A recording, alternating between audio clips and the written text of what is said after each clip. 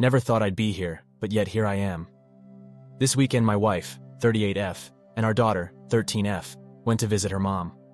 I couldn't go because I couldn't get the time off work, and we decided it would just be a girls' weekend for them. I'm a firefighter in a large southern city, and I'm on a call and gearing up when our dispatcher calls in to tell me that there is some emergency. I'm not really needed on the work call, so I get my cell phone and find a bunch of texts from my kid, and a couple from a number I don't have in my phone. In the course of about 11 text messages, I learn that my daughter has gone ice skating and fallen and broken her wrist. She's in the emergency room, but cannot get treatment because no one can find my wife. The number that I don't know belongs to a friend of my wife's, who has gone to the emergency room to sit with my kid. She was the chaperone for the girls who had gone skating. So I call this friend, and after a lot of hemming and hawing, she admits that wifey has gone to dinner with some random guy. Well, we always leave our location shared with the family because of my job.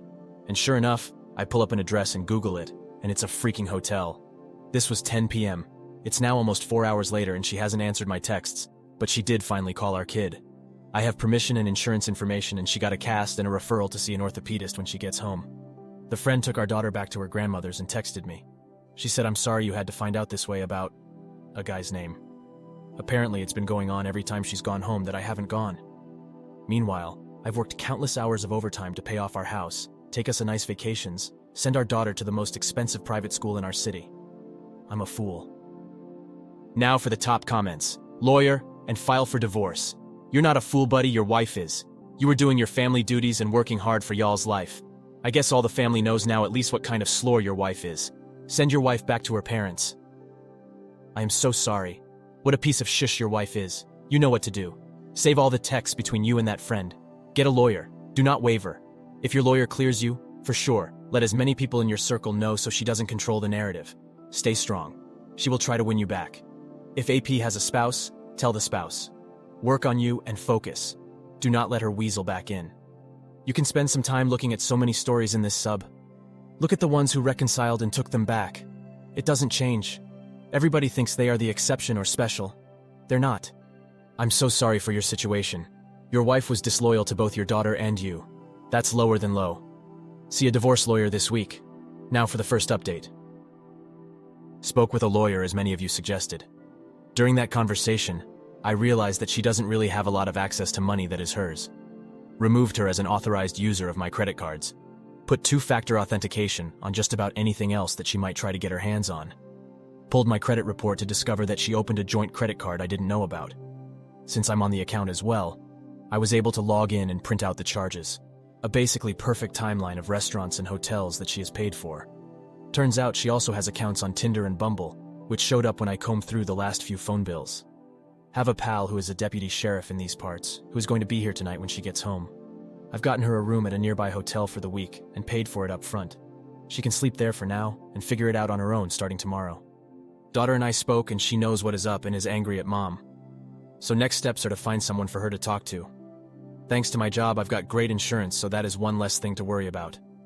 Decided I'm also going to come clean to her mother once wife and daughter are on the plane back here. Taking a couple of days off to deal with this. Thanks for the advice, everyone. I'll probably yank these posts down tonight or tomorrow, so if you have any other last-minute advice, now is the time. Now for the top comments. Holy shit, she opened a credit card in your name to pay for her affair. Wow, that's really conniving. Good luck, my guy. Don't delete these. Let this be a blueprint for future men on how to handle situations like this or similar. You may be helping someone months or years down the line. You're doing the right thing, buddy. Protect you and your child at all cost. She might try to manipulate you/your daughter, so be careful. Also, there's no way to let the dude's wife know that she's being cheated on as well? Fellas, this is how you handle situations like these. The pick-me dance only prolongs the pain by degrading your own masculinity, integrity, principles, and respect for yourself. This not only emasculates yourself in your own eyes, but in the eyes of your children, family friends, and hers. If and when, statistically you will, end up in a situation like this, 180, no contact, gray rock. Be strong for your family, kids, and yourself. If you feel the need to cry, absolutely do it, but not in front of her or your kids. Get counseling for you and any other innocent victims involved, kids, and keep it moving. I hope you heal quickly from this. Now for the final update. This will be the final update on this sad situation. First off, thanks to everyone who weighed in. It's amazing the number of fellow firefighters and LEOs I've heard from who are in similar situations. I took a few days of personal time away from the job in order to deal with all of this. The soon-to-be ex-wife and our daughter returned home late Sunday, and my daughter immediately fled to her room and closed the door. My wife said something along the lines of, "I guess you must be pretty mad at me." And I told her the truth, that I was numb. The anger would come later, and it would be best if she was somewhere else for a while. My friend, the deputy sheriff, was there and said he would sit on the deck and be there if I needed him. I told the wife that I was recording this conversation to protect me and my rights as a husband and father, and she said fine. I suspected at this point that she really seemed to think that she was going to talk her way out of it. What I didn't tell her was that I'd spent most of the last week talking with friends, my parents, my battalion chief at work, as well as a lawyer and a therapist.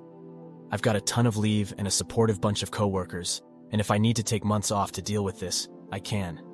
I just said that I was disappointed in her, but mostly I was angry that our daughter got caught in the crossfire of her bad behavior, that she had put our child at risk to get laid. She didn't admit or deny, but then her tone changed, and she almost immediately started in on saying things like, "Remember the time we..." trying to get me to remember good times. After about 3 of those mentions, I told her the truth. I couldn't trust my memories because I had no idea what she might have been doing. When that didn't work, she went into the whole, "I was lonely because you were working so much" crap. I reminded her that we made a deal about how to pursue a future where we could retire early. I got so mad at this point that I pointed out to her that if she had behaved, we could have retired when she was 48 or so, but that I wanted her to remember that promise, because now she is going to have to work for herself. I'm not usually a vindictive person, but I like the idea of her having to work until she's 70 years old and being angry every time she gets dressed to go to a job that she hates. Side note, one of my work buddies who is also married, he and his family have vacationed with us a couple of times too, made this observation. Every time we've gone somewhere, there's been a day or two where my wife has contrived an excuse to be apart from the family. So I played a hunch and said something like, "This wasn't the first time. This was just the first time you got caught." And she just hung her head and very quietly said yes. So I have that admission on tape. She went to the hotel without objection. She wrote me long emails saying things like, "I'm sorry, and I'm not sure why I did what I did." I did not reply. Before she even got home, I'd spoken with her mother and told her about the fact that she was at a hotel with another man while her daughter was in the emergency room, and also about the credit card that she opened. Her mother did not say much, but I told her that if I had any inkling that she was aiding and abetting the wife's bad behavior, that I would severely limit her access to her granddaughter. That was probably a mistake on my part, but I was just so freaking angry. The mother-in-law swears that she knew nothing and that she was worried sick that something had happened to my wife when no one could reach her. I also told the mother-in-law that I was not going to allow the wife back into the house if I could do so, and that I expected her to understand that I've never yelled or hit or cheated or done anything else other than the things I promised to do when we got engaged. That seemed to resonate with her. My wife's parents split up when she was in high school because her dad was a serial cheater. So maybe that registered with her mom. I sent a text to the friend who took my daughter to the emergency room. I told her I didn't particularly care if she replied. I said I appreciated her being at the ER with my daughter. But I also said that if she had previous knowledge of where my wife was going, then she should know that she had a huge part in destroying my family, and that a true friend would never encourage shitty behavior. I haven't figured out how to get in touch with her husband yet, but I suspect, based on just sort of reading between the lines, that she and my wife were kind of egging each other on. Thursday morning I got a text from the wife saying that her mother had rented her a furnished apartment pretty close to our house, and that she would like to come and get some personal things on Friday when I went to work. I said that was fine. I should point out that during all of this, she only texted our daughter one time, and even in her communications with me, she never even asked about her. When she told me she got the apartment, she didn't ask if our daughter could come visit. I told her that I wasn't working on Friday, but that I would be out of the house for a couple of hours so she could get some things. I left, but I had a process server waiting across the street, and when she pulled up in the driveway, he handed her divorce papers. They included a notice from my attorney that I intend to file for sole custody and that she would have visitation rights. She called my voicemail, and she was almost incoherent with rage. I've never heard her so angry, or frankly, sounding so unbalanced. Also, my lawyer had a very good suggestion that I will pass along for anyone else in this position. I got a new cell phone. I don't carry the phone that has the number the wife knows. I've only given a few people the new number. My lawyer, my sister, my daughter, my boss, a couple of good friends from work. I take a look at the old phone once a day and see if there's anything I need to deal with. I know there's a lot of other advice out there that I did not touch on, But there is no need for a paternity test because my daughter looks exactly like me. I will get an STD panel, but I don't think that's an issue either. My lawyer did get notified that the wife has hired a lawyer. But I made it clear that I'm going to stay in the house, and the daughter is going to stay there with me. I may have to write her a large check thanks to the vagaries of family law, but at this point, I really don't give a damn. I'd probably add a 0 to the check if I could get rid of her 6 months earlier. Now for the top comments. Take care of you and your daughter. Get therapy for both of you. You will be okay. Well done, bro. Best of luck with the divorce outcomes. She trash and will be trash, but not your trash. It's going to be awesome when the affair fog completely dissipates. You're handling this really well. I admire that. But more than that, I hope that when you get some time to process everything on a personal level, that you'll have some good friends who will be there for you. Don't hesitate to reach out to them, or to avail yourself of professional resources if you start to get depressed. Good luck to you. Thank you all for taking the time to listen to today's story. Please like and subscribe if you haven't already.